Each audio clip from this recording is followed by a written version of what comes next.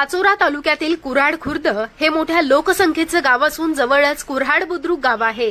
कुऱ्हाड खुर्द गावातील बस स्थानकाची दयनीय अवस्था झाली असून बस स्थानक परिसरात अतिक्रमण करून या ठिकाणी पानटपरी, उपहारगृह आणि इतर काही व्यावसायिकांनी मोठ्या प्रमाणात अतिक्रमण केलं आहे।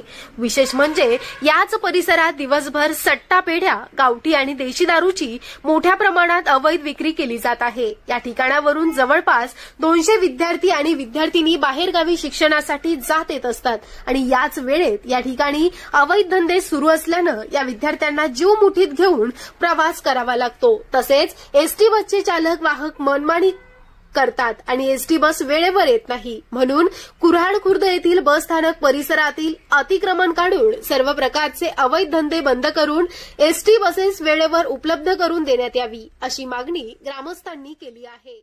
सदर कुऱ्हाड गावामध्ये 150 ते 200 विद्यार्थी हे शाळा शिकण्यासाठी पाचोरा जातात।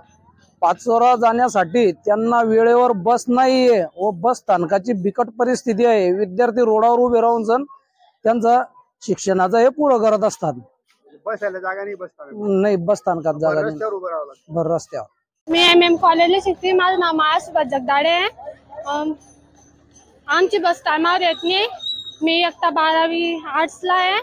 आमची बस इकून 10ला पाहिजे आणि तिकून याच्या टायमाला आम्हाला 5ला बस पाहिजे, कारण की आम्हाला वेळेवर बस येत नाही। आम्ही इथून खूप मुले आहेत, 15-20 मुले आहेत। तुम्हाला बस मध्ये जागा मिळते का? नाही, प्रवासी फुल असतात। हा, कंडक्टर व्यवस्थित वागतात? हा, बाहेरगावी करतात का? नाही।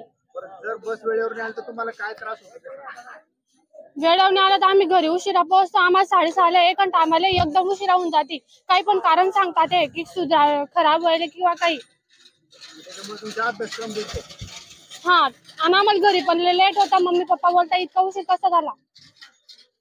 हाँ, ये कळमसर लोहारा। कळमसर लोहारा हिचं टायमिंग काय? हिचा टायमिंग 9 पर्यंत। बरं, इथे आता तुमच्या किती आहे गाडीत प्रवासी? किती आहे?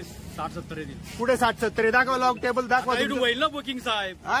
नाही, मग तुम्ही विद्यार्थ्यांना का बसू देत? कोण बसू देत नाही? गाडी आहे ना प्रवाशांसाठी, डबल गाडी चालू केली पण काही आता अर्जंट जायचंय या गाडीत प्रवास, ज्यांना अर्जंट ते बसा ना। तुम्ही विद्यार्थ्यांना कसं काय सांगता बसू नका म्हणून? विद्यार्थ्यांची कंप्लेंट कशाला दाबून मारताय तुम्ही? तुमचं नाव काय? राजू देशमुख। Buckle number 5133। गाव लोहारा।